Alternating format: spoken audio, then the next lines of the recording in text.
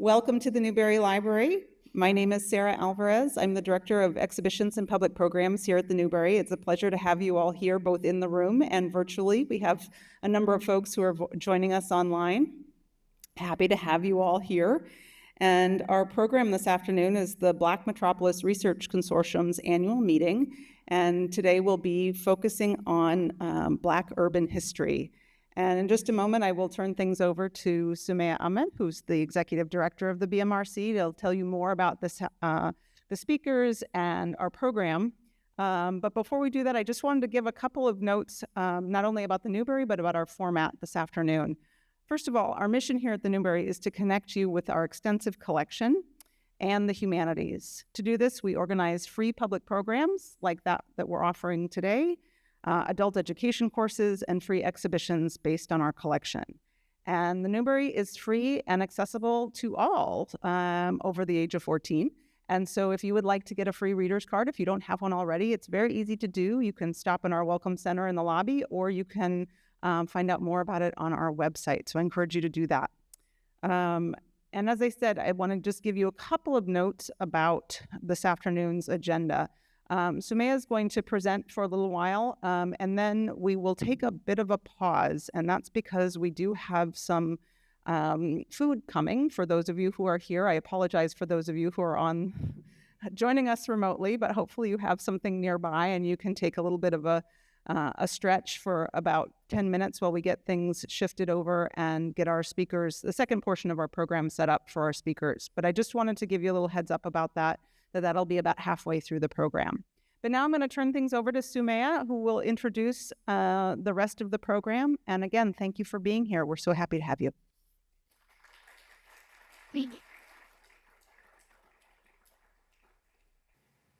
Good afternoon, everyone.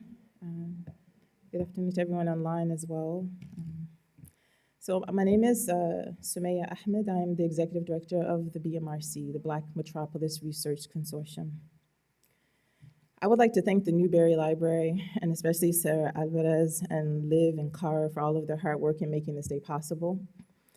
It is a special time to be in Chicago, and to be of Chicago, and to be for Chicago. Today is George Floyd's birthday. As I prepared to think about what to say today for the BMRC's annual meeting, the thought kept coming to me about the 1835 Potawatomi procession through what we now call Chicago. If you will indulge me, I will read from the description of the procession that appears on the Indigenous Chicago website that I learned of from a librarian here at the Newberry.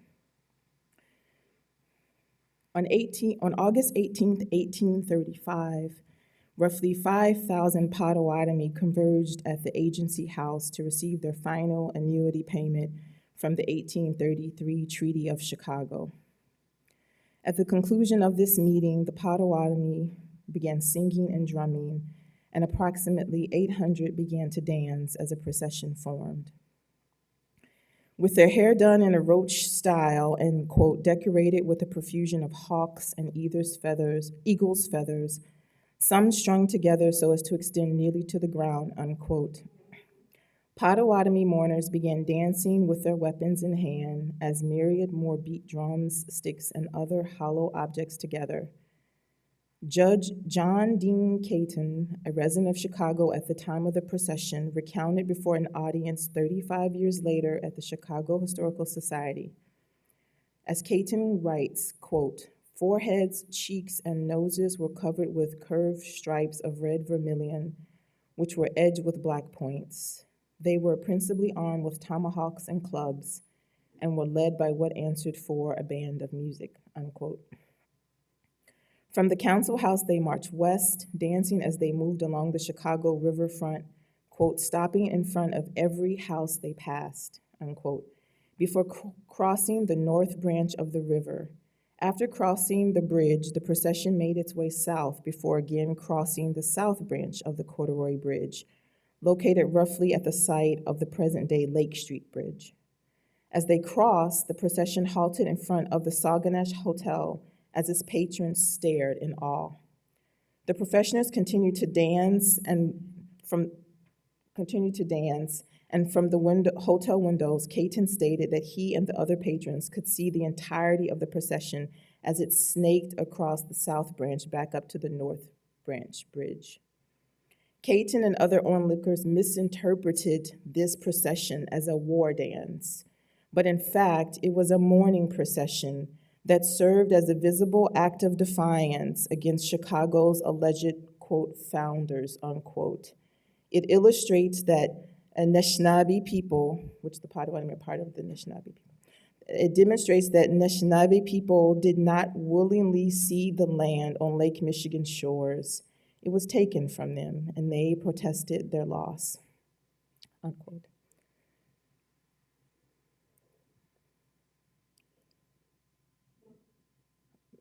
So this visualization of the procession and the knowledge of the procession was very powerful to me to understand, where we are and the claims to the land. And that led me to another thought, which is a poem by Lucille Clifton. Anyone who knows me knows poems are the next thing that come to mind. And Lucille Clifton wrote a poem called A Seeker of Visions. Does anyone know that poem, A Seeker of Visions? And that poem has been coming up in my mind recently, the last few weeks in Chicago. And I'm going to get to the BMRC soon. Don't worry, you came. But the Lucille Clifton, this poem keeps coming into my head, and I thought I would share it with you, A Seeker of Visions. And this is Lucille Clifton, African-American poet, is writing from the perspective of what we consider to be indigenous people encountering foreigners. What does this mean to see walking men wrapped in the color of death, to hear from their tongue such difficult syllables? Are they the spirits of our hope or the pale ghosts of our future? Who will believe the red road will not run on forever? Who will believe a tribe of ice might live and we might not?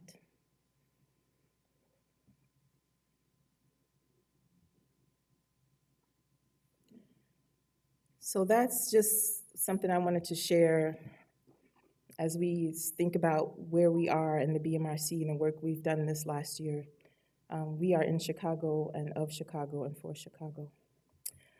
So for people who are not familiar with the BMRC, I'd like to give a little overview of, I forgive all the people who've heard me do this before, either online or in person. So we were started in 2006 by Danielle Allen, who was then at the University of Chicago. Started as an organization hosted at the University of Chicago. But the intention behind it was that we were an archival intervention that seeks to address the absences, omissions, invisibility, and anti-Black racism at the level of the primary source from which historical narratives are formed. And Allen took the name of the Black Metropolis Research Consortium comes from this critically acclaimed and classic work by St. Clair Drake and Horace Caton, and that is how we kind of are known. I think it's important to consider that Allen also said that one of her inspirations for almost any project she's ever done is Ralph Ellison's The Invisible Man, because she considers Ralph Ellison to be a political theorist and that his work is instructive in understanding the state of American democracy. And she actually wrote this in an article she was writing about The Invisible Man. She says, quote, "Democratic citizens are encouraged to think of themselves as all-powerful, even in the very moments that power is being taken away from them. Democratic citizens, therefore, regularly need to recover the agency that is supposed to be their birthright in the face of its degradation. Citizenship consists partly of rituals to manage the psychological tension that arises from the experience of being a powerless sovereign," unquote. So this is kind of the background of how we started and who started the BMRC, what they were thinking about. So it's about archives and research, but it's coming from a different place. So one of the major things that the BMRC almost immediately was concerned with was not only locating the records of Black history, so Black African American, African diaspora in Chicago, but then also making sure that research was done from that. So here you can see since 2009, we've had summer research fellowships. These are our last cohort this summer who've come to Chicago to research. I think all but one person, I mean, some people are from Chicago but no longer live here, but we've had people also come from other countries to do research.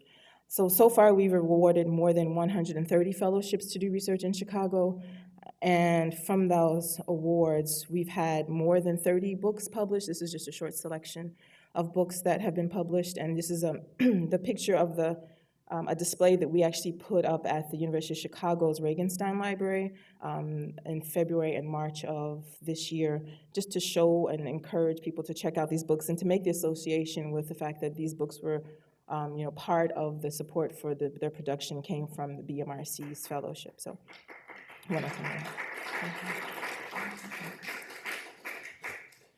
So when I talk about a consortium, right now we always say we're an expanding consortium. So if you have some records, if you are an organization that has records on Black Chicago, be in touch. Right now we are 28, we are 28 members. Some large academic universities, smaller community archives, and this year, and we're grateful to everyone. This year we've had 2 new members join, the Haitian American Museum of Chicago. If you haven't had a chance to go up to visit the Haitian American Museum of Chicago, I would say try to do that. I actually went on the coldest day of the year. That's how much I I wanted to go. So I went to visit them, and they had an amazing gallery, and they have some really interesting oral histories that they've connected. They're also looking for any pictures of Haitians in Chicago. So if your collection, wherever you are, might be listening to this, anything of a Haitian in Chicago, as far back as we can find, they're interested in documenting that, so consider that. And we also had the Chicago Black Social Culture Map join us, which is a part of the Honey Pot Performance Initiative. And they are documenting a lot of the social cultural history of Chicago. And we're excited to have them both join us. And we are considering what we call community archives, and we'll talk about that a little bit later. Before I get into some of the things we've done this year, I want to stop and remember a friend that the BMRC lost just a few weeks ago. Wakia Lilly was a project archivist at the University of Chicago Library and was just a really dear soul and spirit, had studied African American studies, was just a first-class person and a first-class archivist. And Wakia was the kind of person, whenever I sometimes would see Wakia on the bus going to work, I'm like, Wakia, I just wanted to talk to Wakia because I knew that there was something I was going to learn. But often Wakia was so focused, he often didn't hear me. I'd have to say later, I saw you in the bus or I saw you in the hallway, just so focused on getting work done. And we actually have an article that he wrote about finding traces of James Baldwin throughout different collections at the University of Chicago. And he was always looking for these traces. And we will miss Wakia. We will definitely miss him.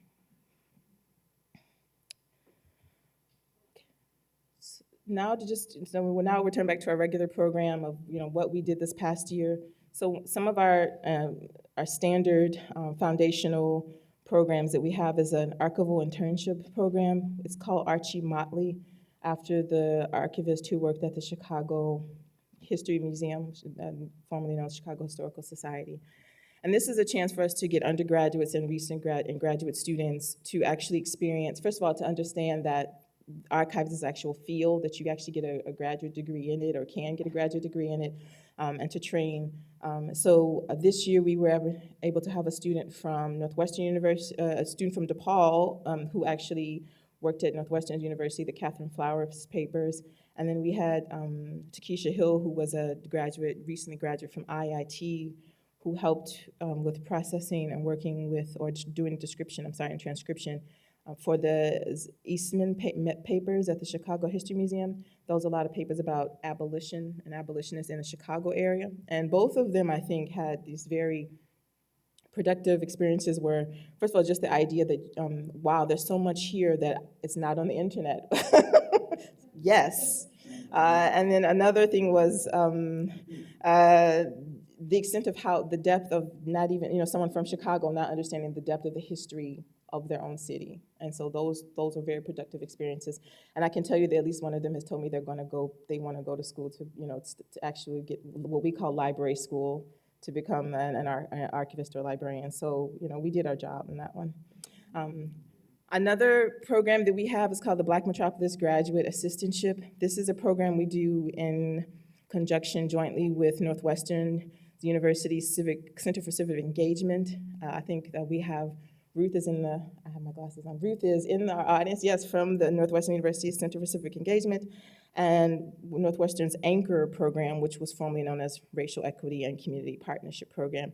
What this program does is it gets a PhD student at Northwestern, humanities PhD, and they do an assistantship in a 6 to 9 month assistantship in BMRC's members' archives. And it's also been very fruitful and experience that both the students and the archives have told us, really helped them get work done and also to see different ways for them to use their degrees. Another thing that we've had this last year in 2024, we received a grant from the Mellon Foundation to support community archives as part of the Focus grant, and we were able to have our first cohort this year, so that was great, with 4 students, and they were able to work in our smaller community archives, such as Shorefront Legacy Center, the National Public Housing Museum, and Moving Legacy. And we were able to support them with paid internships while also taking them to the Society of American Archivists Conference and really onboarding them into the profession and giving them, and it was something that we were proud of. And we were able to, when we asked them for feedback as to how this experience was, I've put some here up on the screen, gaining confidence in terms of being able to, of their work, but also being able to work with collections that resonated with them and their own experiences or the experiences of their family was something that we heard. This year we were able to get a joint grant from the Terra Foundation and the Gaylord and Dorothy Donnelly Foundation to support our Black visual arts researcher. We were able to hire Rashida Witter to work on to do an initial survey of Black visual arts materials in our members' collections. That survey will be released soon. It will be, and along with the digital catalog on our BMRC website, so stay tuned. We hope to have that out by the end of the year. And we also will have, and Rashida will continue to work on other things related to Black visual arts for the duration of that grant. And then we do outreach. We have to go outside of our members and outside to the street. This photo, since I can't give the credit, is actually also from our members' collections. This photo is from the Center for Black Music Research at Columbia College. This Center for Black Music Research, I was able to visit them a few weeks ago. Fantastic place if you have some time. You have to make an appointment, but really amazing collections. And I think, take a moment to go visit if you can. I'm sure that the archivist there is may not be as heavy. So some of our outreach. So through coordination with the University of Chicago's Community Engagement Director, Danielle McConnell, we took part in the Comer Center's Preserving Black History event, which was great. We did these archives in a box. So we ordered these boxes and we put these, archival quality boxes and materials that you would use to preserve photos and news clippings. And we're really able to talk to people about the best way to take care of their collections. It was a really great experience. And the person you see in the picture won. We had a raffle for a book about taking care of family archives. And those kind of experiences are great because generally what happens is people come up to us and start talking about things they're looking for, clues in their own family histories they're trying to figure out. But then also sometimes people come up to say, well, I'm actually related to so-and-so and we have this collection and we don't know what to do with it. And we have a sense of responsibility. So often people are also asking for advice as to, we understand that we have a legacy, where does this belong? And so the BMRC is often sought out by people who know that they may be, although it's from their family's legacy that maybe they're not the best caretakers for going forward, and they're looking for a place to put it. So we try to give good advice based on all of the factors. There are a lot of factors to consider with Black collections. And this is also just an example of one of our public lectures that we had in April, and we have some public lectures coming up again with our summer research fellows. Those are all online, so if you go to our website, you'll see that we have 2 upcoming lectures from our summer research fellows. They'll be talking about the research they did, and the great thing about those lectures is because they're also going to talk about the actual archival collections they used and their experiences. And so if anyone who's also doing research and wants to learn, those are great opportunities to think about where you might find things. We took a great trip. So I don't know if everyone knows this, last year was the anniversary of Gwendolyn Brooks' 75th anniversary of her winning the Pulitzer Prize, first Black person to win the Pulitzer Prize. And she won the Pulitzer Prize living in public housing. I mean, it's just an amazing thing. I mean, how many people since then who won the Pulitzer Prize were living in public housing and had their electricity was out because they couldn't pay the bill? I mean, isn't that a beautiful thing, the possibility at that moment? I wonder about someone right now, is there someone right now in public housing couldn't afford to pay the lights, but is writing Pulitzer Prize winning things? And think of that possibility and how we foreclose things to people by our own imaginations. So this past year was 75 years anniversary since Gwendolyn Brooks won the Pulitzer Prize, and her daughters, or the organization that takes care of her legacy, were encouraging people to do things to celebrate her. So the BMRC took them up on it, and we hired our friends at Southside Tours, and we went down to Urbana-Champaign. We had open, we took people, whoever wanted to come with us, who could fit on the bus, and we drove down to Urbana-Champaign. We told them we were coming, and they arranged for us a day to see the Brooks collection and to talk with one of the archivists there, and they actually had an exhibition up there. And so this is just some photos from that time. Thank you to Steve, who's taking photos here, actually took the photos there, and this is, so that was an amazing experience to actually see her papers, her notes, her recipes.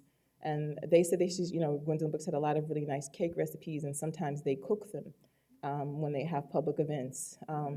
I thought about doing that for today, but it was just not that kind of a week for us. But another thing we were able to do this year was offer these History of Black Librarianship scholarships. This was the University of South Carolina, so Dr. Nicole Cook was offering an online class, and it was open, although to anyone. You didn't have to be a student at the University of South Carolina. And I thought, well, shouldn't the BMRC be behind this and support this? So first, we initially said we would offer 3 scholarships, but then when all the applications started coming for the scholarships and all the people were stating their need, especially people were saying, my funding for this kind of thing, taking this kind of class has been cut, professionally. I can't ask my job to do this anymore like I would in the past.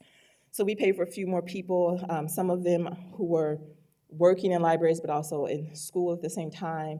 And the response was amazing. People were saying, and it came back to, why didn't I learn this earlier? Like, how come I didn't learn about these things, especially people who had already gone to get a degree in library science?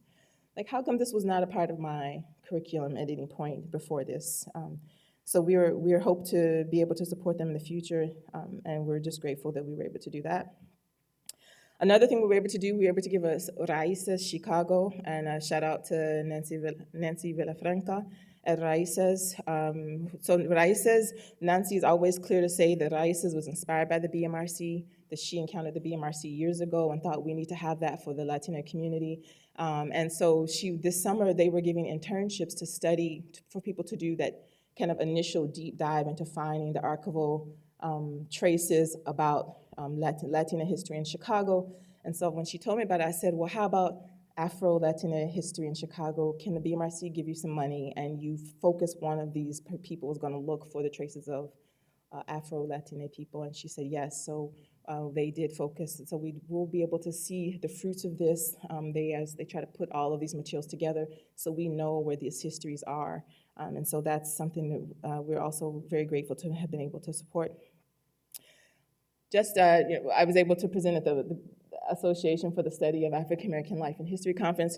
Very amazing experience to have this year, especially.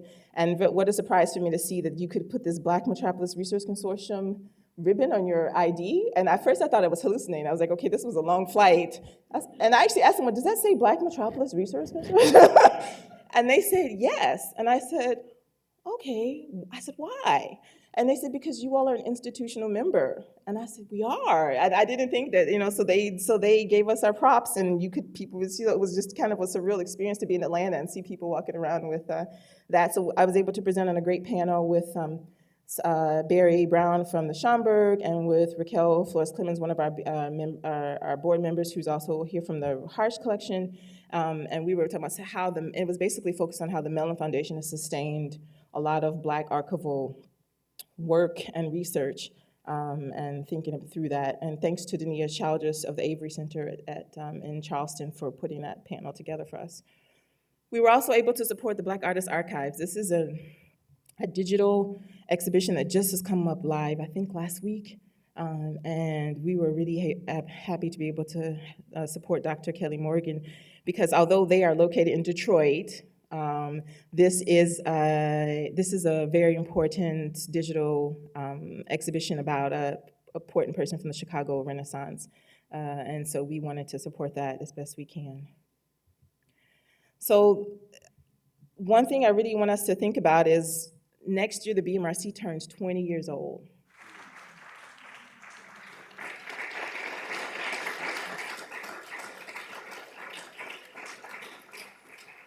So we have some things planned, but maybe you have some ideas. So bmrc@uchicago.edu, feel free to give us your ideas. We have exhibition planned, exciting oral history project, an academic symposium. And we have, and just first time we're really announcing it, the Forum on 43rd Street. I see that Bernard Lloyd is here, part of the Urban Juncture Foundation. We're gonna have a community space to try to have a lot of our activities at the Forum. We're trying to be part of that, Bernard's mission to revitalize the Forum, which was a very big part of, historic Bronzeville. And so look for us in the future. Look for us on 43rd Street, look for us all over Chicago celebrating our 20th anniversary. And we hope to see you be part of that. I can tell you that some of the initial things we've already have booked, 2 book talks that are gonna happen. We have Dorothy Berry is gonna come to Chicago if it's not too cold. Anything in those early months, you never know what's gonna happen. But she's has a new book that comes out, I think it's actually released in about 2 days. The House Archives Built on Other Thoughts on Black Archival Possibilities. Dorothy is now at the NAMAC, the National, oh my goodness, I'm not gonna, NAMAC, yeah, you understand, at Black History at the Smithsonian. And then we have David Stovall, who was, and this is a BMRC Fellows book. So here you go. Dave Stovall, shout out to professor at University of Illinois, Chicago, had a BMRC fellowship a few years ago, reached out to, and I said to him just casually a few years ago, I said, Dave, when the book is out, the BMRC's got you. We're gonna celebrate it. And he contacted me recently and said, the book is out. So here we go. So come in March, it's a BMRC book. It's an important book about education and race in Chicago. And so we hope to see you there. Last but not least, this year we got some great new support from the Driehaus Foundation, and I see Zach is here in the audience, and we're very excited for that, and we appreciate that support from the Driehaus Foundation. But we also need support from our community. So, the times are rough for everyone, and right now in Chicago, I don't think, the BMRC may not be a priority to support. I can name a lot of other people who need your support right now in Chicago. But when things cool down, because it will get too cold pretty soon, so this is my hope. Please consider giving, the BMRC, don't take us for granted that we'll be here without support, right? And so I think we're learning not to take things for granted. And so we have these great new t-shirts. We have a raffle for one for here. We're trying to work on a way to get it out to more people who might be interested in buying it. But we do ask for you to consider the BMRC, especially as we get towards the end of the year. We are tax deductible, and we need whatever you can spare. Thank you.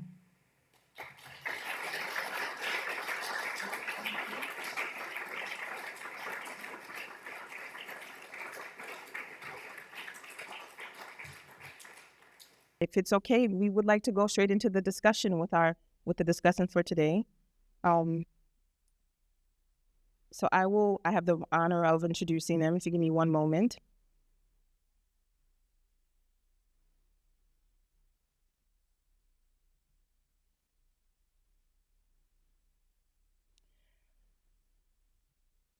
Our speakers today discussing the book, Black Urban History at the Crossroads, we have Dr. Leslie Harris. Dr. Leslie Harris is a professor of history and African American studies at Northwestern University. Prior to her appointment at Northwestern, she taught for 21 years at Emory University. A specialist in pre-Civil War African American history, her first body of work on New York City challenged the prevailing view of slavery as a phenomenon of the Southern United States with little impact or importance in the North. In her first book, In the Shadow of Slavery, African Americans in New York City, 1626 to 1863, she examines the impact of Northern and Southern slavery on the definitions of class, gender, citizenship, and political activism promulgated by New York's Blacks and whites. That work led her to participation in the New York Historical Society's groundbreaking exhibition, Slavery in New York, that happened from 2005 to 2007, for which she was a principal advisor, as well as an editor with Ira Berlin of the accompanying book. Over the next decade, Harris led and participated in a number of public history initiatives, including a collaboration with Telfair Museum's Owen Thomas House in Savannah, Georgia.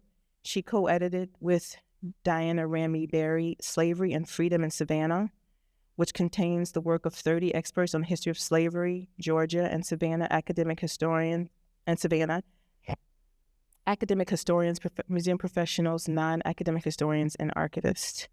She is currently at work on Leaving New Orleans, A Personal Urban History, which uses her family history to explore the history of the city from its founding to its uncertain future amid climate change. And our second speaker today, who will be in conversation with Dr. Harris, is Dr. Davarian Baldwin. Dr. Davarian Baldwin is a leading urbanist, historian, and cultural critic. His work largely examines the landscape of global cities through the lens of African diasporic experience. Baldwin's related interests include universities and urban development, the racial foundations of academic thought and intellectual and mass culture, Black radical thought, and transnational social movements, the politics of heritage tourism, and 20th and 21st century art, architecture, and urban design. Baldwin is the author of In the Shadow of the Ivory Tower, How Universities Are Plundering Our Cities, which I saw him speak about at University of Chicago. I think it was last week. Were you here last week? Amazing, and I would say get that book as well. He's also the author of Chicago's New Negroes, Modernity, The Great Migration, and Black Urban Life, and co-editor with Minka Makalani of the essay collection Escape from New York, The New Negro Renaissance Beyond Harlem. He's currently finishing Land of Darkness, Chicago, and the Making of Race in Modern America. Baldwin is also developing a digital video-based Black intellectual oral history project for both archival documentation of important stories and virtual mentorship to young scholars. I could go on, but he's also there's so much here, I don't know which one, but there is this great, you said there's this great puzzle that you've also put out on the Harlem Renaissance. So it's an actual puzzle that can be put together on the Black Harlem Renaissance. So we're just so honored to have both of them come here. I really am honored. I don't think anyone here appreciates how much effort it took to get both of them here. And I'm just really, it's a small miracle, and I'm just very grateful that they're both here. I've asked you both to join us on the stage as we welcome Dr. Harrison.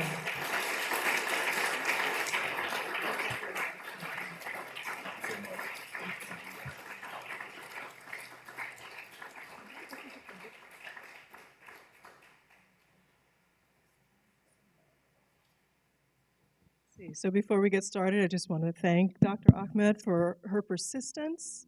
It's been a year since this book came out, and practically since the day she was in touch trying to get any of us, busy people, not least Joe Trotter, who's the reason the book exists. And I'm just glad that we finally were able to be here to talk about it.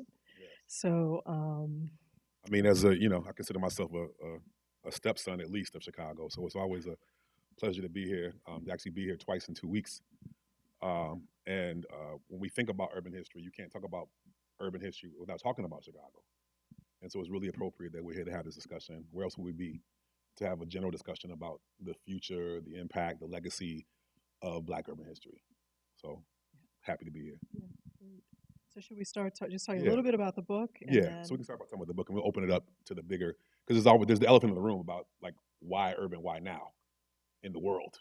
right. But we want to start with the book because it is an important collection.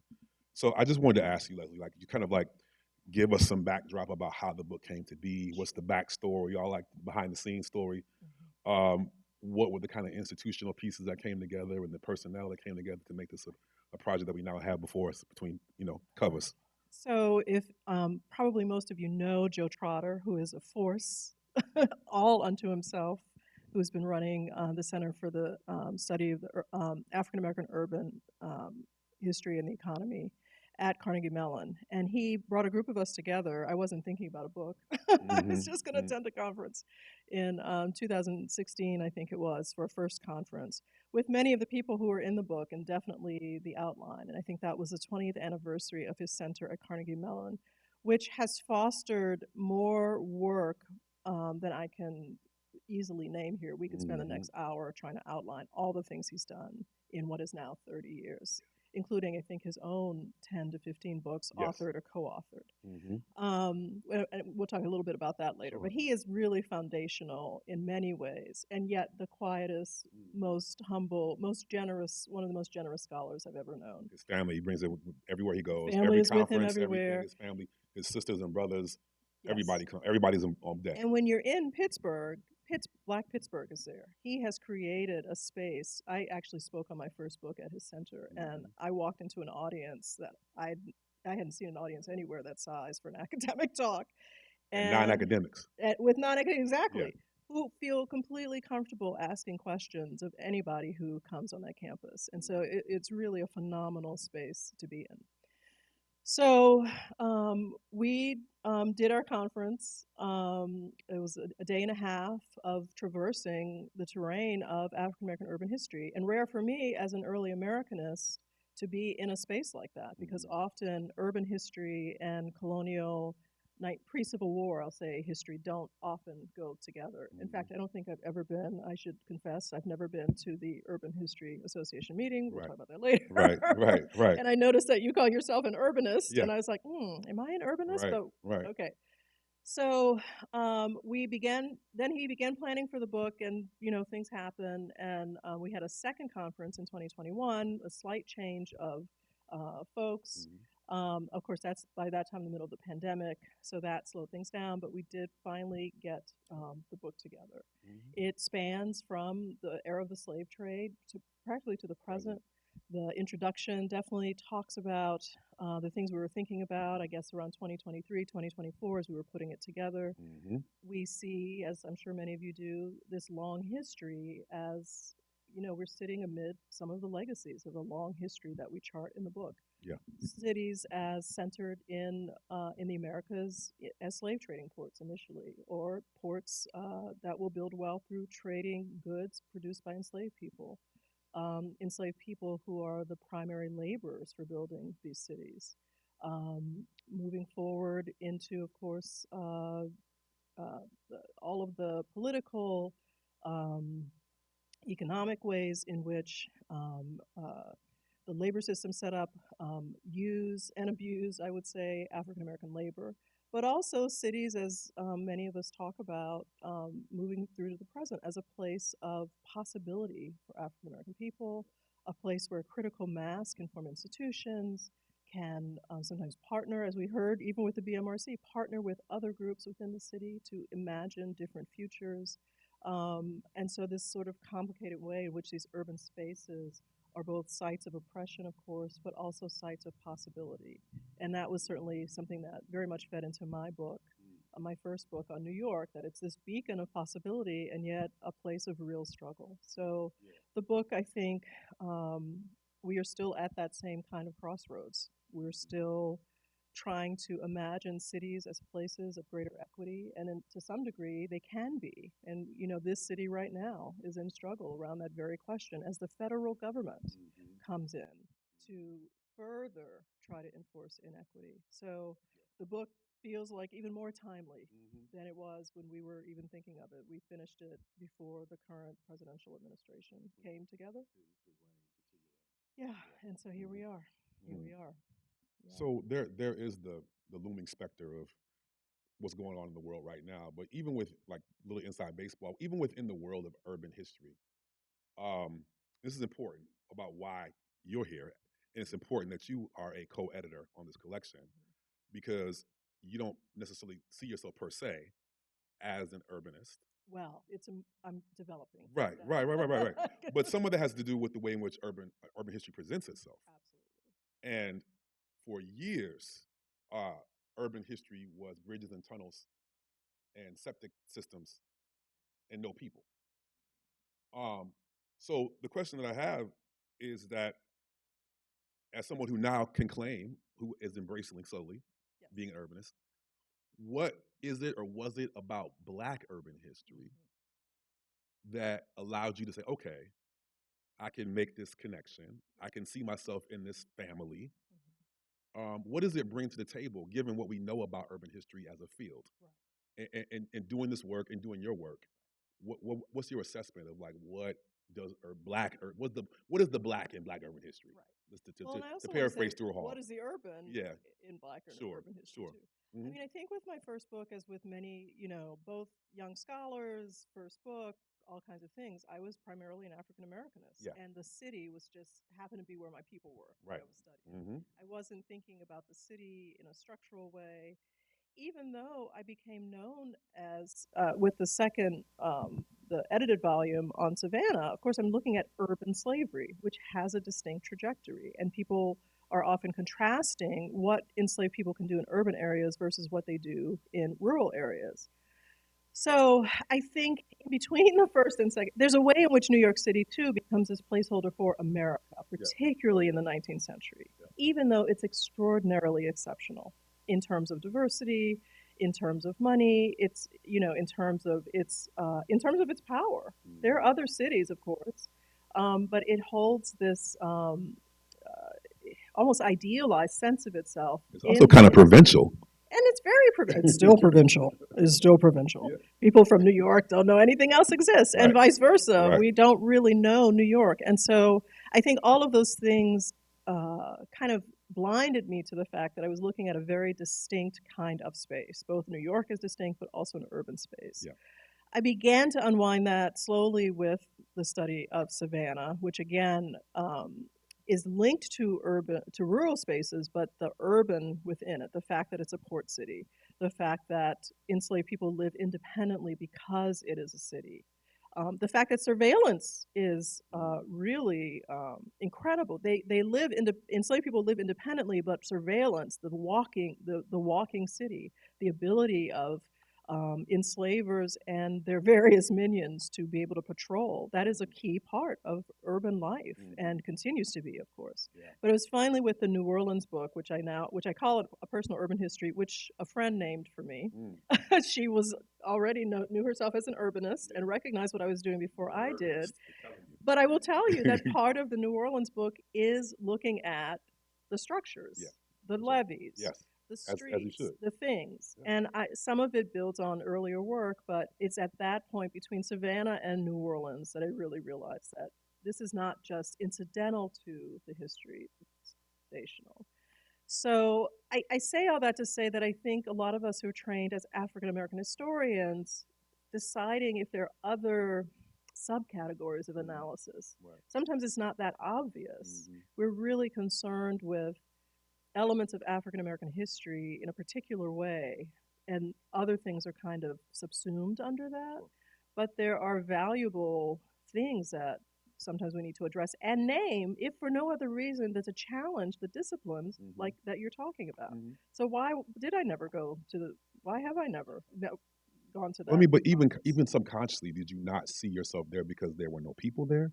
No one ever asked me either. Yeah, I mean, there was no one I knew I think, for a long time who was identified as an urban historian Yeah. or that. Now, I will tell you, my first journal article, though, Joe Trotter, in the Journal of Urban History, a special Yeah. issue on African American urban stuff. history. That was Right. like 3 years after the book came out. Mm-hmm. So he had this vision, which again Yes, is we talked here about and in that. all of his work. Right. But I did that one essay and Mhm. still never really re-engaged. Yeah. Well, in your so the problem is somewhat with the vision, the scope Yeah. of urban history, but also, admittedly, some of the problem for you specifically with Yeah. your timeline is the scope and limitations in Black urban history. Definitely. And you spend some important time in the introduction. I mean, not directly saying it, but saying it in terms of Black urban history primarily starts at the point of the Great Migration and goes forward, the point of contact from south to north. Right. And because of that origin story, therefore, it unintentionally leaves out this whole earlier period Absolutely. of Black urban formation. Absolutely. So could you say something about that and like kind of Sure. what the implications of that have Yeah. been and what that means to now include it? Yeah, there are huge implications. One is that there is the reality that most Black people were rural pre the Great Migration, pre that time period, but so were most Americans. Right. So that's not particularly unusual. It's not until the 19 teens and 20s that the majority of Americans live in cities. So there, again, in the field of urban history, there's this, because of that turning point, I think there's a predisposition to the 20th century. But the other piece of it is this deeper assumption that Black people can't survive. They're not good urban people, you know, and this is linked to they're not really industrial. Bad city They're folk. stuck in the, you know, in the rural, that, you know, when they come to cities, they don't know how to behave. Mhm. And this was on the ground said whenever Black people moved into cities, particularly after the Civil War. It's linked to the emancipation of Southern Blacks, where the vast majority of Black people lived at that time. And I think it's in counter-distinction, too, to European immigrants who are seen as building the modern city in the early 20th century. And even as Black people formed this massive migration as well, from rural to urban, both in the South and in the North, they are not seen and have not been reclaimed in the way that European immigrants have, right? Mhm. And so who built the city? You know, one of the projects I'm working with now is a tenement museum, which is definitely changing that narrative. Mhm. But this idea of who built the city, who are the important migrants in urban areas, that becomes European immigration, both numerically, huge numbers, but they cannot and should not subsume the whole history. But a lot of the urban history, I think, is written from that perspective. Mm. Yeah. Mhm. So I'm going to turn it on you now. Mhm. I have some questions for you, which, where's my, so I want to move us now into the 20th century and your essay for the book, which I Sure. think is really timely, more timely than we knew at Definitely the before. time. I mean, Yeah. literally in the last week, Antifa has again The become all over the boogeyman. place. Exactly, the boogeyman. Mhm. Exactly. But the title of this essay, and I'm just going to find it quickly, it's about the question of Black people as anti-fascist in Chicago. Mhm. And I'm just going to read the title. Chicago could be the Vienna of American fascism, Yep. the political culture of Black anti-fascism in the New Deal era. So Yeah. there's a lot in there I want to unpack. Yeah. So I'm going to just lay out three sets of questions. One set of questions is the word fascism, which I think some of us, so I'm speaking broadly, as in the United States, people still have a struggle with using that word. They think of it as a European term, as something that doesn't apply to the U.S. And so there's that question of the term fascism in the historical period you're talking about. Mhm. Second, African Americans' relationship to fascism. We're comfortable with racism, segregation, but we don't often put that in a frame of fascism. Yeah. And then my third question is, what is the particular opportunity for urban history or us as living urbanists now to fight fascism? What in the urban environment is particular about the struggle against fascism or the struggle with fascism, between forces of fascism and forces of anti-fascism? Right.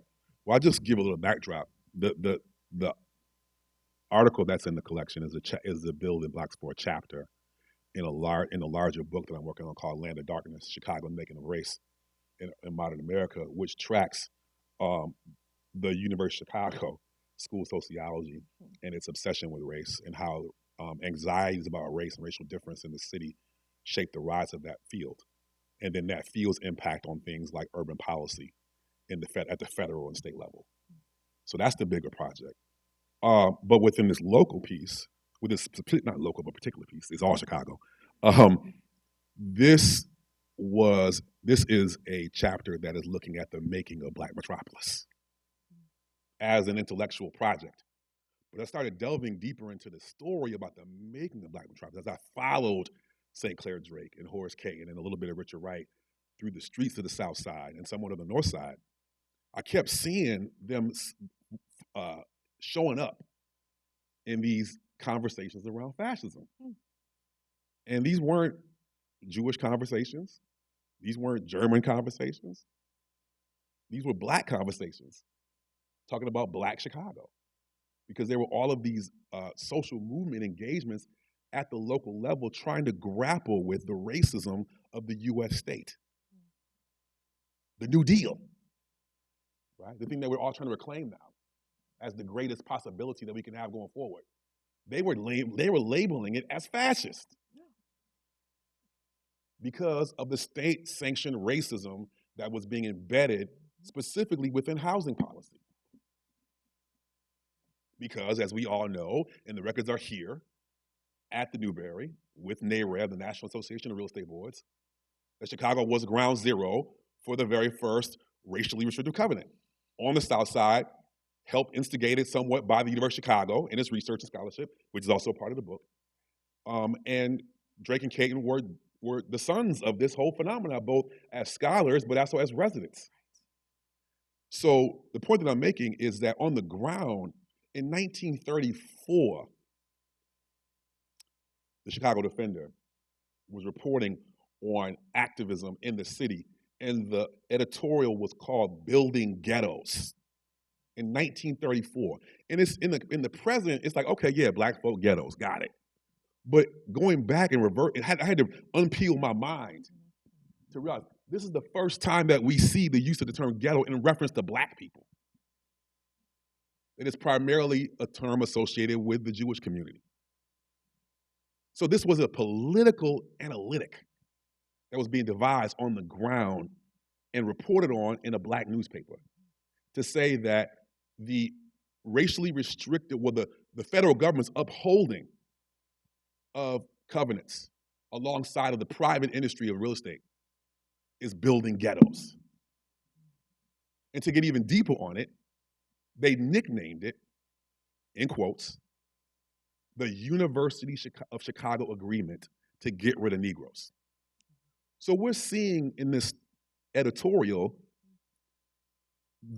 a Black anti-fascist analysis in formation.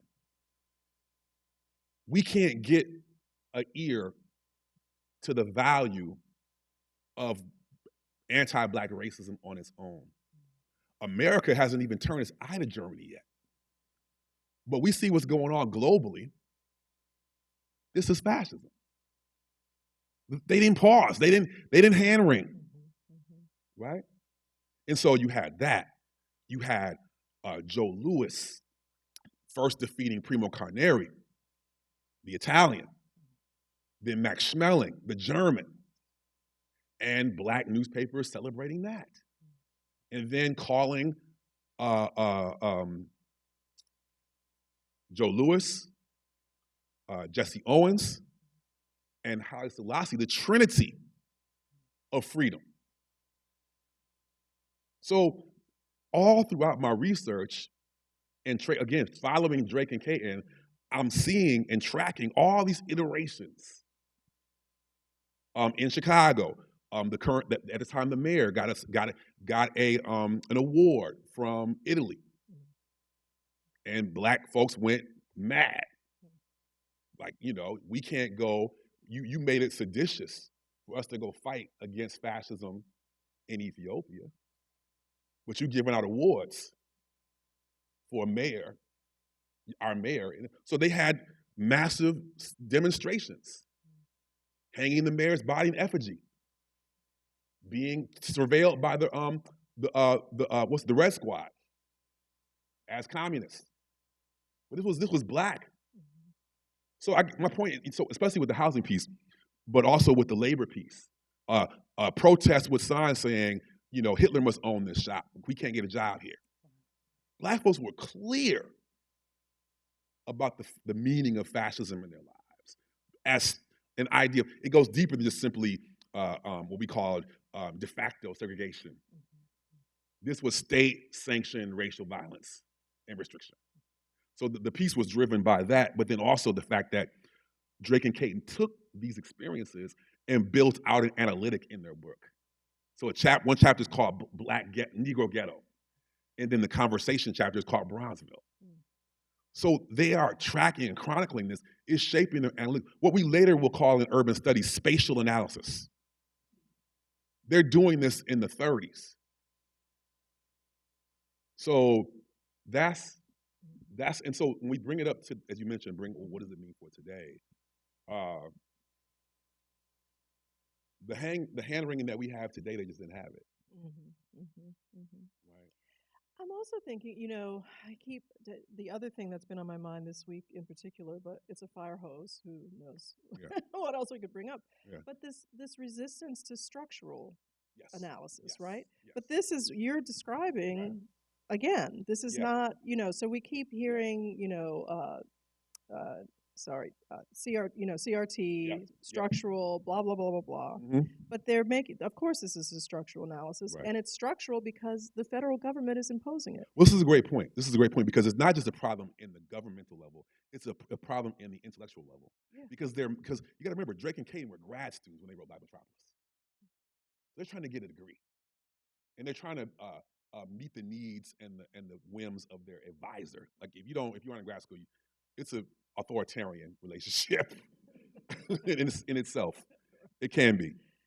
We want to, as advisor, I'm an advisor now, we want to see ourselves in our students' work, sometimes to the point of the detriment of the work. But the point I'm making here is that the dominant thinking about race relations in urban formation is their mentor, Robert Park, who was saying that racial formation and urban formation are a product of culture and not structure. Human ecology is the dominant thing of the day that goes on to shape what becomes restrictive covenants, to say that certain racial groups just happen to gravitate to natural areas based on their racial temperaments. So they're trying to write out from under all this shit, right? So they use this ghetto notion and this anti-fascist critique as a way to intellectually critique their own advisor. Right? Do you have any evidence of how he took it? I don't have evidence how he took it, but I have evidence of how they negotiated it. Yeah. So, number one, they go to a trade. They don't go through academic press. All the dominant sociology books were written by the University of Chicago press. So they go to a trade press. And the trade press is like, well, this is boring sociology. We need something to zhuzh this up, right? And so they say, okay, we're going to get our boy Richard Wright to write the introduction as a way to give it a popular appeal. But it's still 800 pages of documentation that most people never write. They just carry around as a book to say, I got Black Metropolis, right? I had to read it to write this piece, but right, it's a lot.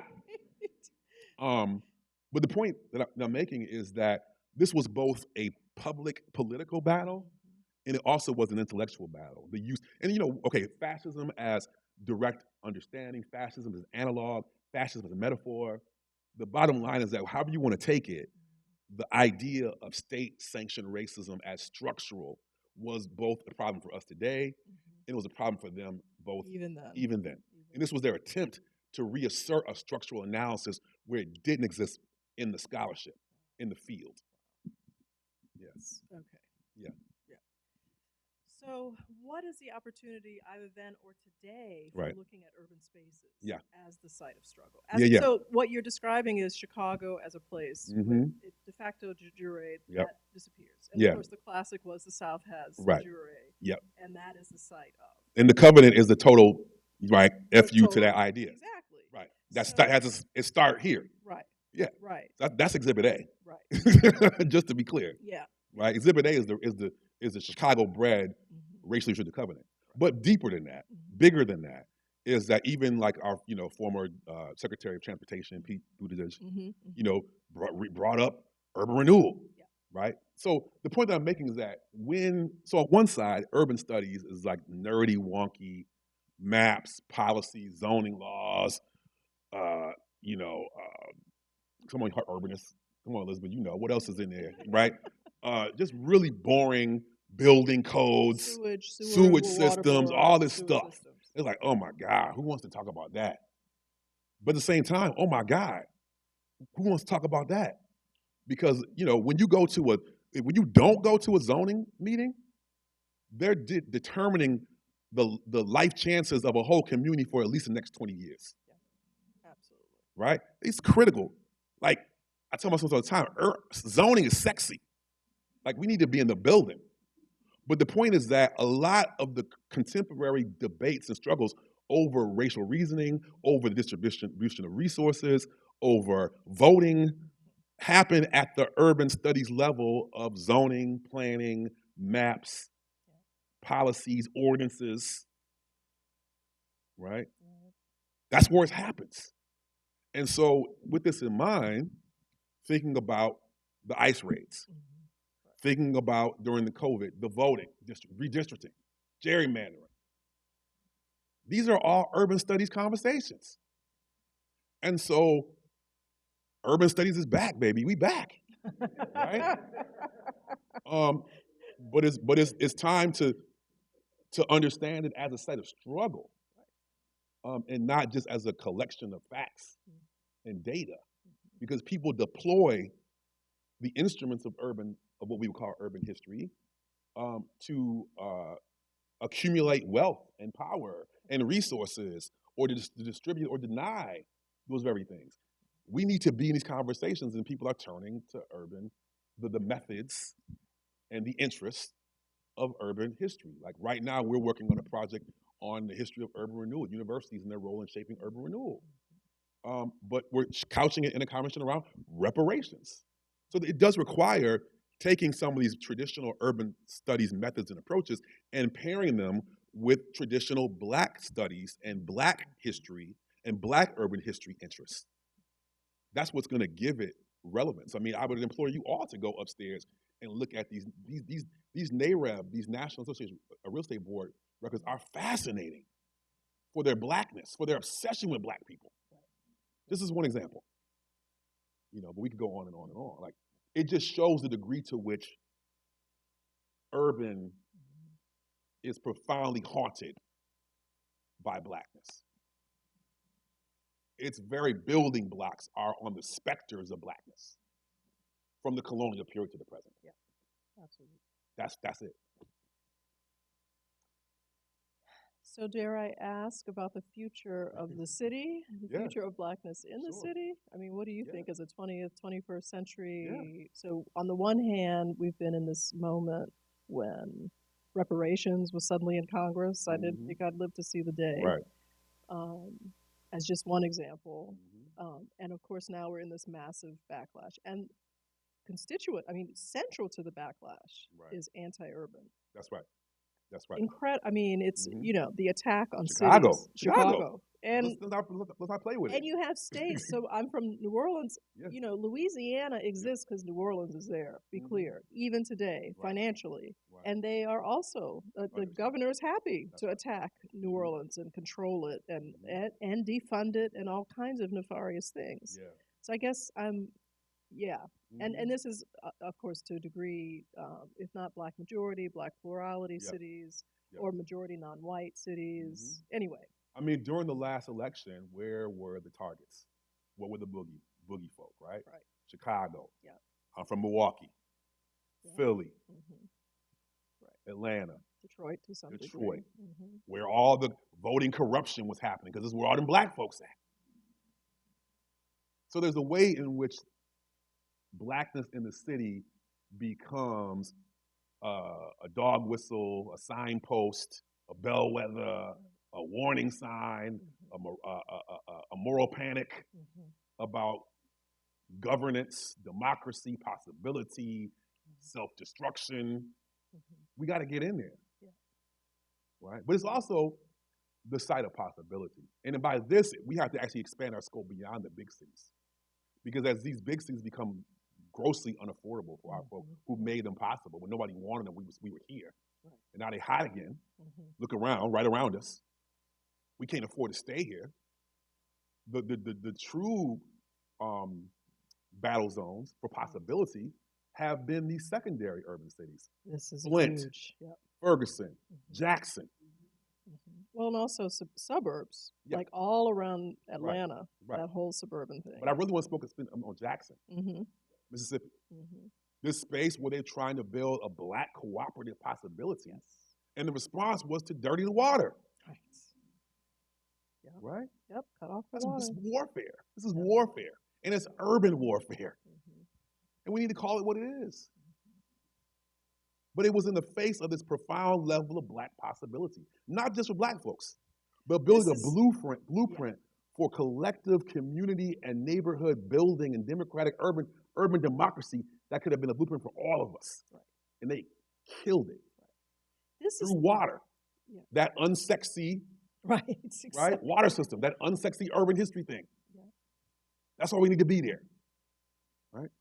This is the thing that's so striking to me, again, is that things that Black people do, I've been thinking about this. So there's a power. How is power used, deployed, et cetera? Yeah. Some people use power to crush everything around them. Mhm. When I see Black communities, Black politicians gather power, Yeah. it's to create, maybe I'm being naive and idealistic, but Reconstruction, we know. Yeah. it's, it's not about Yes. crushing everything. No. It creates a greater sense of democracy. And Yeah. this is what you're describing with the Jackson system. Right. That collaborative, cooperative Mhm. way of being Right. could transform places all over the country for all kinds of people. It's neutral Right. in that way. Well, you know better than I do. I mean, our public education, Absolutely. our what the horrible version of it is, but healthcare Yeah. system came from Black folk Yeah. doing Reconstruction. Right. Our which has also been destroyed. Our school food programs comes from pesky Black teenagers in the Bay Area Right. and Chicago. Yeah. Right? Yeah. So we know. Right. And these are blueprints for all of us that come out of urban struggle. Now, we don't want to say it's only urban. Like, we don't want to say, we don't go the other extreme and say the things that happen in the rural. No, because some of the rural people are also doing Right. cooperatives That's and right. all kinds of That's right. land sharing and But things. this is a crucible Right. because of the consolidation of power Right. in these places. And the consolidation of power is governmental. It's economic. It's financial. Yeah. All of those things that are necessary for Right. capitalism. That's in right. urban areas. They are not in rural areas. That's right. Yeah. That's right. Yeah. That's right. Yeah. And so, I mean, in a way, this is one reason in the contemporary moment when I worked on this book on universities. Well, I was working on like urban power in the 21st century, and I'm like the big elephant in the room is universities and their control over our communities, Black and brown, whether it be the near West Side, UIC, the South Side, Chicago, Yep. right? Yeah. This is but the way I had to do that work was that it was driven by an analysis that came out of Black studies, because it was Malcolm X Community College on the West Side in the 60s. It was Black residents and students in Harlem that fought against putting a Columbia gym in the middle of Morningside Park, and they called it Jim Crow, GYM Crow. Right. Exactly. It was Malcolm X College, Community College, that said, we are not going to continue to hire off-duty Chicago PD to patrol our campuses. We're going to hire an unarmed team of Black safety folk, right, to make our campus safe. Again, urban Black studies was the conceptual archive for my critique of higher education's consolidation of power resources in the 21st century. So we continue to have this feedback loop. This is why the BMRC is so important. Yeah. And there's not, I was at Emory in Atlanta. It was always a top 1 to 2 employers in that city, and that's a huge city. Yeah. And mostly, and we talk about faculty. Yeah. We're talking about grounds crew, domestic work, faculty are the smallest bit. cafeteria. It is all the other laborers Yes. who support the institution. And the role of these huge institutions in controlling labor is completely hidden by this idea of the ivory tower, blah, blah, blah, blah, blah. Right. This is an urban history Exactly. and a Black urban history conversation. Absolutely. I couldn't have done that book without having a Black urban history mindset. Right. That's the point. Right. Even though it's a contemporary study. Mm-hmm. Yeah. Yeah. And this is why we really want to uphold, and with this in mind, is really uphold, like, we've been speaking kind of about it and around it, and some more directly, Joe Trotter, Yes. as an institution unto himself. Again, living in a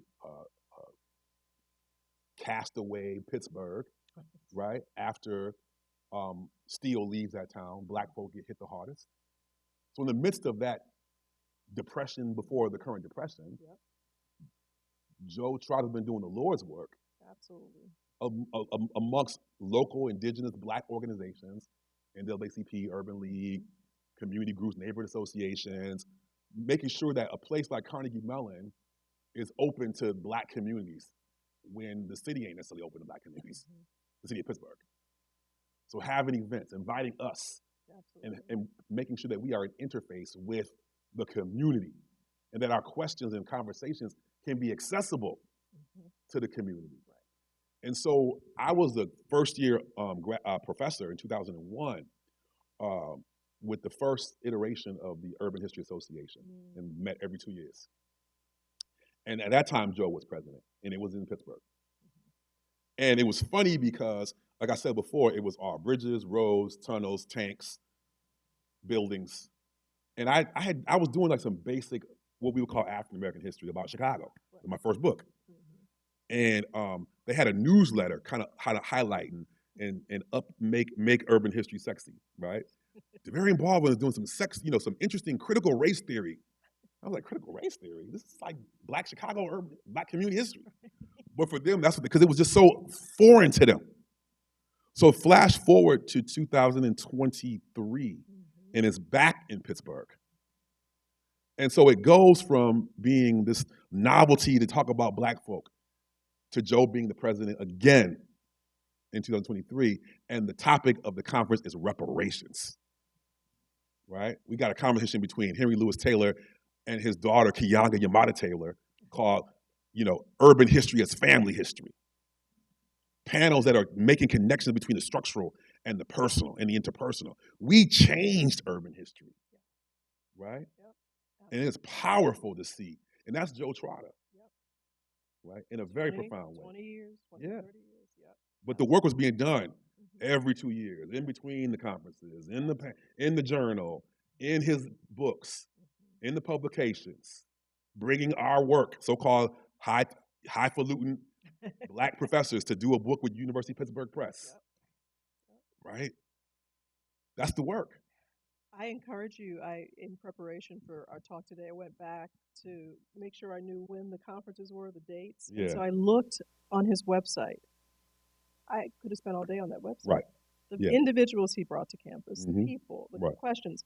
He had a Sawyer seminar on this question of the ghetto, Right. global question. I was there. You were there. You were Yeah. part of it. This Mhm. idea of the ghetto before the Black ghetto, the U.S. ghetto. So getting out of the U.S.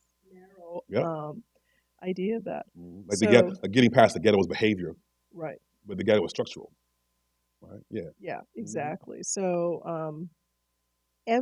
I would say the vast majority of people doing Black urban history have been to Carnegie Mellon to talk to people, to talk to that community and interact with that community. It's profound, his influence. And I would just say the BMRC is a part of the legacy of, Communiversity here, but also Institute for the Black World in Atlanta, the Lumumba Zapata School at the University of California, San Diego.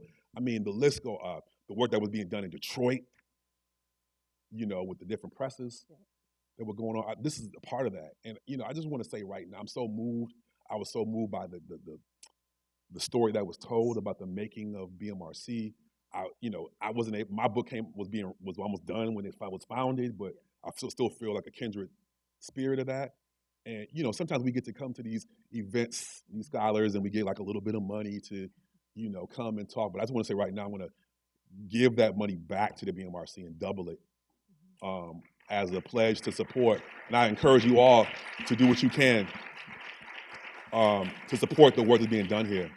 Because I consider it to be, I'm not saying that to prop myself up, I'm saying it to say that I'm moved by what the work that they're doing, all the books that have come out, and how I feel like it's a part of the legacy of these quasi-independent Black institutions that Black Chicago is known for, and that we need to have, and we need to amplify and continue.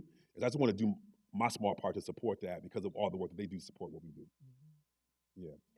Yes. Yeah. On that note, we should open it up for questions. Yeah.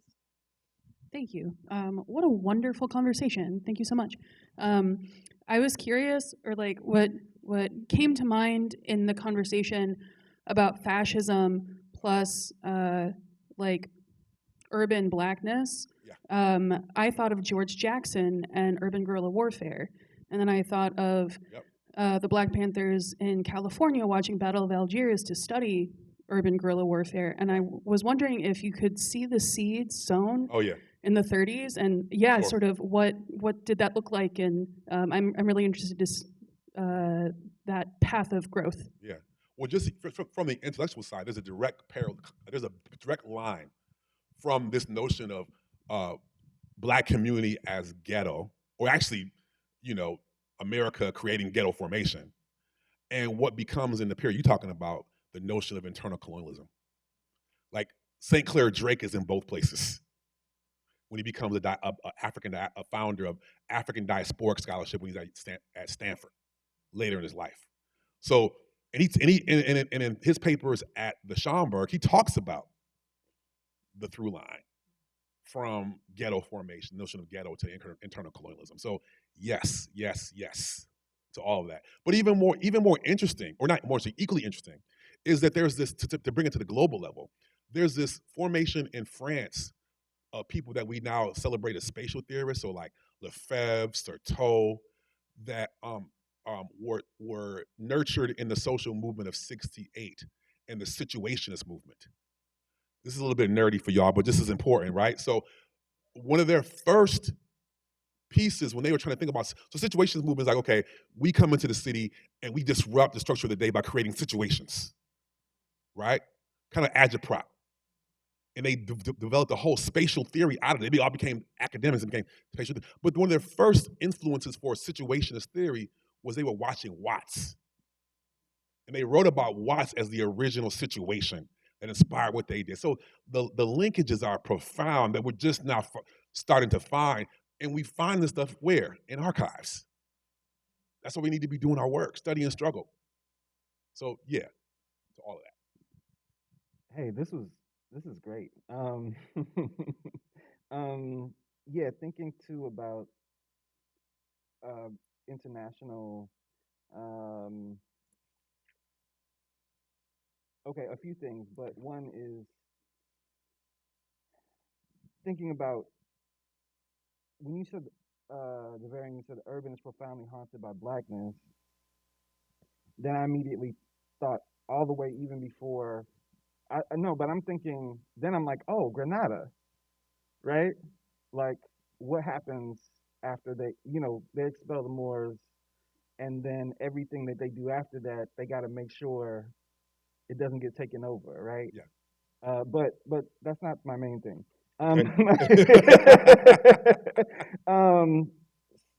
Sorry, I'm just looking through the notes from today. This idea, right? Because Dr. Harris, you were saying, yeah, of course, this was normal because most, Americans or U.S. residents, I guess is what you meant by that, were rural, right? So that obviously, like, urban studies has to contend with all of the urban centers that were in the South, right? But then also South as a direction includes, right?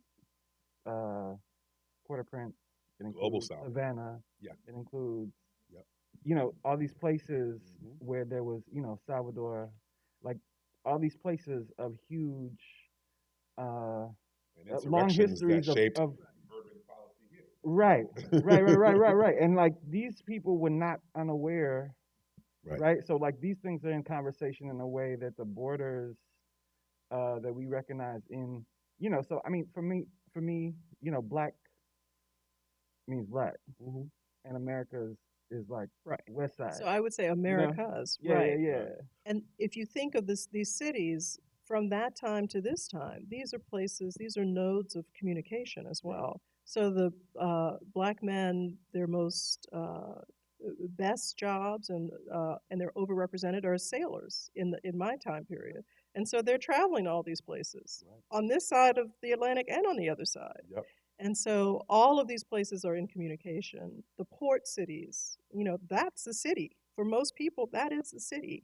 That is the city experience. Right. And it is not only about the economics and the oppression systems and all of that, but it is also the place where black people meet each other. And it is critical in the creation of a diasporic identity and the politics and all of those things. So yeah, you can't, cities are not, I would say they're not meant to be in isolation, you know. They are nodes on a communication network, especially in that time period. And to bring it to the present, this is the reason why our current person in the White House is sowing the seeds about who's really black, right? Because of the possibilities of collective organizing and understanding. So however you feel about ADOS or whatever, but the idea of like who's black, who's not, comes out of the fears of what could happen for collective transformation and solidarity building. And like, don't get me wrong, there are some real fissures that need to be attended to in terms of resource distribution when certain people come to the country as compared to those who have been here for a long time. Like we had to talk about those pink elephants in the room. You can't just gloss them over. But there's a reason why in a lot of conversations it's white people and enemies of black people that are pushing the conversation about who's really black and who's not us. So with this historical view about the city and what was possible in cities, this is why history matters. This is why urban history matters, because this is not the first time this has happened before. When you look at the New York population as slavery is ending in the 1820s, that population is incredibly diverse. It is not just quote unquote native New Yorkers, because it is this major port. There are people from all over the globe in that city who identify as descendants of the African continent in some way. Thank you so much. Can I ask a question about Black urban history and the idea of critical mass? And I'm thinking about this both over time. So we mention often this term in looking at post-Great Migration, because that's when critical mass existed in particular places, but less people in various places prior to that, but also Black people in locations where they're not a plurality, not a majority, smaller populations, and both challenges and opportunities in thinking about Black urban history in places where folks were never, or at a particular period in time, did not have a critical mass. I guess it depends on what you think a critical mass is. So when I think about, is it a certain percentage of the total population? So New York, when European immigration kicks off in the early 20th century, the Black population is only like a couple of percentage points. It's way below, but that's a lot of people because it's a massive place. And so then you have the Harlem Renaissance and all the other things that flow from that. The other thing that I've thought about for a long time is if we look at in the nadir, the post-Civil War period, and we look at the places, I was at this conference, the Wilmington Conference, when they redid their thing. So someone was listing all the cities where similar to Wilmington happened. They were always like 45, 55.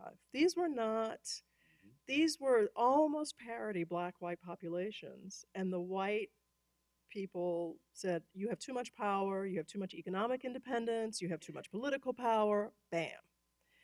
And so that is something I haven't seen dealt with. So you have numbers, and yet you don't have what? Maybe the governmental power, the ammunition, literally, because they are burning and killing and all of those things. So I think the question of critical mass, it has to be really clear what it is. But what I will say about my time period is an incredibly small number of people, relatively speaking, but the cities are small, you know. But they established schools, the churches that still exist today, AME Church, AME Zion, et cetera, they have a huge impact when they join with radical whites in the anti-slavery movement. I mean, they eventually end the most successful slave regime in the Americas in terms of long, lasting wealth building, all of that stuff. So that the critical mass, and this is a lesson for us today, was a tiny but totally radicalized and would not shut up and would not stop and beat us up. We don't care. We are still going to fight this battle, and just worked it. So I think there's just a lot of definitions to what that means, and it's more complicated than it might seem than having the numbers. I would just also add, as I spoke to earlier, about the power of the specter of Black people for urban policy. So thinking about Boston, for example, Boston has never had a significant Black population. Yet the way in which that city celebrates itself as the cradle of freedom, because of what it could potentially offer Black people until they actually got there, has shaped our understanding, the self-presentation of that city. We can also go forward thinking about sundown towns. No large Black population, but a whole policy built around the possibility Black people could be there before the sun ran out. This is all critical work to be done when there isn't a critical mass, right? Or in the present, when there was an attempt to kind of democratize exclusionary zoning during Trump's first presidency. The first thing he said was that if you democratize or diversify exclusionary zoning beyond single family homes, white women gonna get raped. That's Blackness all over that. And it ain't no Black people even there yet, right? So the way in which Blackness, the spectrum of Blackness, the existence of Blackness can be powerful without being a critical mass. Think about the policy, the text in Restrictive Covenants. You cannot sell, rent, or lease except for a domestic servant. So we want you here to do the work, to be present, not a critical mass, but we are stitching together a policy to regulate your political power and yet to take advantage of your labor. So the ways in which Blackness works and functions without a critical mass to upend, to support, to substantiate, to underwrite white possibility and productivity, and that's where critical mass gets complicated. When they're not there, when we're not there, how do they make it so we can be there but not be there and still be of service? You know what I'm saying? So yeah. So my question is, being a native Southsider and just thinking about what was going on with our mayor, Brandon Johnson, before Trump kind of subsided, what was happening in the city. So our mayor was very unpopular with a lot of different groups for a lot of different reasons. But I'm gonna speak to white liberals for a second, because there was a campaign. Because I think in the city, I guess with Chicago, we're not, most people think we are, a Black majority city. We've never been a Black majority city. Right. But the perception is, because of the radicalization of the city and the politics and the labor and all of the things that have come out of the city, Black Metropolis and all, that we've had more power than maybe folks thought we had. Yeah. And so when the mayor came in, there was this push by billionaires, a lot of folks, I won't name them, that was like, well, this mayor is going to take away, wealth and resources from white people. And so, companies are going to leave the city and folks need to get out. And also, he's putting resources in the among Venezuelans, and 30,000 people have come and resources are going to be taken from Black communities, although 30,000 Ukrainians came in at the same time and nobody said a word and the city swallowed them up. And so what tended to happen was there was this underground campaign to get Brandon Johnson kind of excommunicated from the Black community, right? And to ensure, we were already having Black flight, but to ensure that Black residents didn't feel supported by what is pretty much all Black government in the county, the city, outside of the state. And so my question is, when Trump did what he did and the city kind of rallied, right, around this mayor, how do we, I guess, when you're not a majority Black city, but the perception is, how do you continue to support mayors like Brandon Johnson, like what's happened in Baltimore, around this idea of actually pushing for equity policies and pushing for a redistribution of not just resources and wealth, but our identity and imagination about what it actually means to be a majority Black city that show up for its Black residents. And I think our mayor, he has tend to, yeah, I think the white liberals have it out for him, basically. And so that has created a lot of hostility in our communities around narratives. And so I'm just concerned about Black mayors who are actually trying to do work, equity work, but the perception that is around where redistribution of sources and all of those things. Hi everybody. Um, this is gonna be kind of, I guess, a stream of consciousness question, but I want to just briefly ask about narratives around dehumanization when it, as it relates to Blackness. And what I mean by that is that when the face of organized crime and street violence in this country, and especially in the city of Chicago, was white immigrant, then there was always a valid reason for why they committed that crime. When the face of that of organized crime became blackened and brown, then what we saw was the emergence of a word, senseless. All the crime was senseless. And so it has a connotation of the darker you are, the more prone you are by nature to violence, and that you're just killing people for no reason.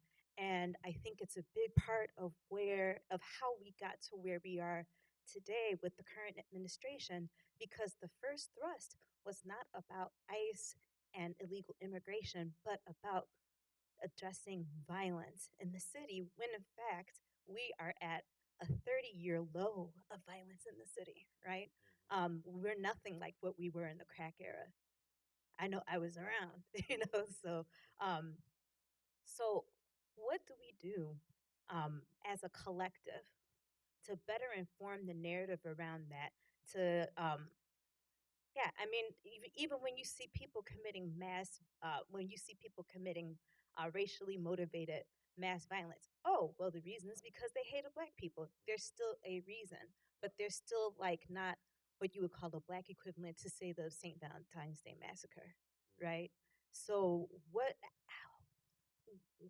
the conversation? What's the move that we have to have around that to create equity in narratives in that regard? I'll take that second one because this is actually a research question for me in New Orleans. That New Orleans, from its founding practically, was a place that was thought that it was criminal, it was immoral, all of the things. And I really want to compare the language of that time all the way through the 20th century to the post-civil rights, post-60s era, and particularly the 70s, 80s, 90s, and how the language changes. One challenge to using numbers is that I think the FBI starts relatively late in terms of tracking numbers of murders and things like that. So just in terms of looking at cities and trying to figure out what is the crime rate in, say, the 1930s and who's committing crime versus what we can track now, because we have better data, supposedly, people are saying that we can say, so, people are saying certain things based on that data. But I totally agree with you that there is a history to be told about not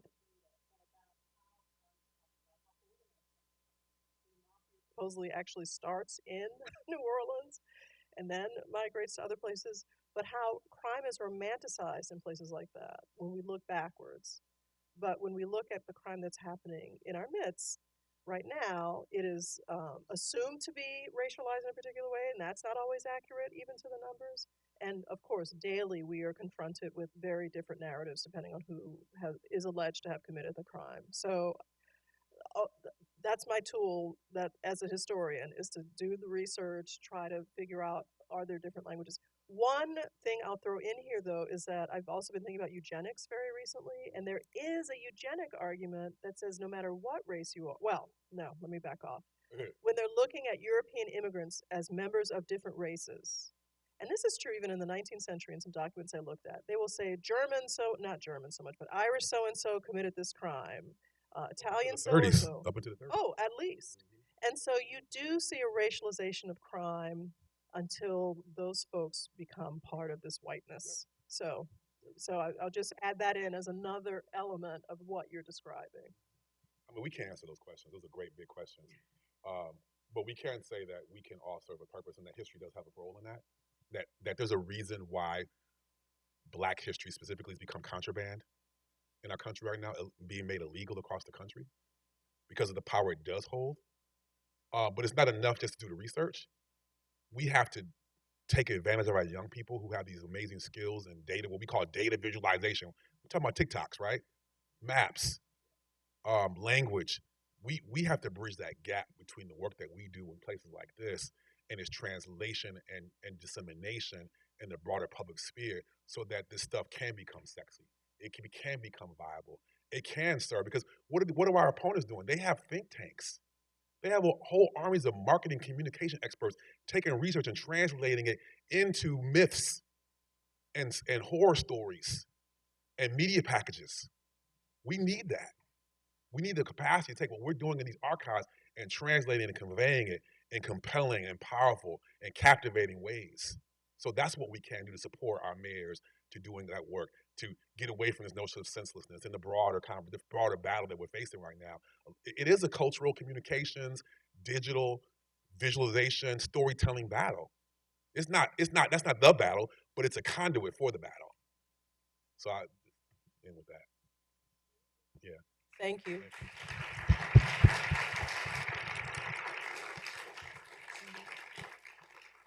Thank you both so much. We're gonna just have one of our board members is gonna close us out with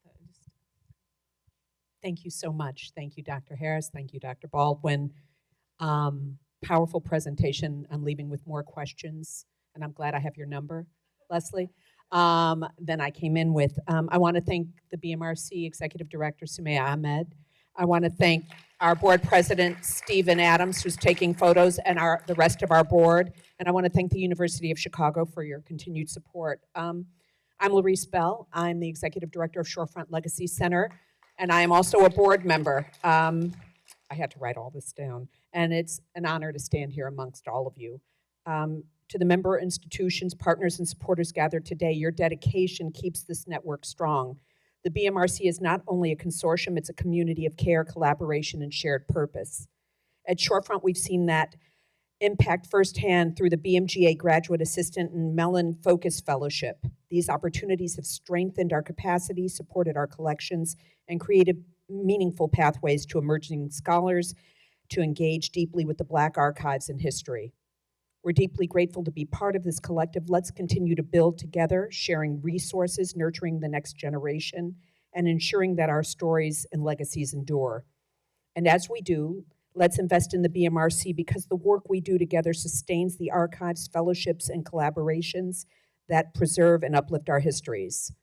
But before you go, if you're thinking about a holiday gift or any gift, buy the books, get them signed, and then give more to the BMRC. It's a meaningful way, an important way to keep us going. Thanks so much for coming.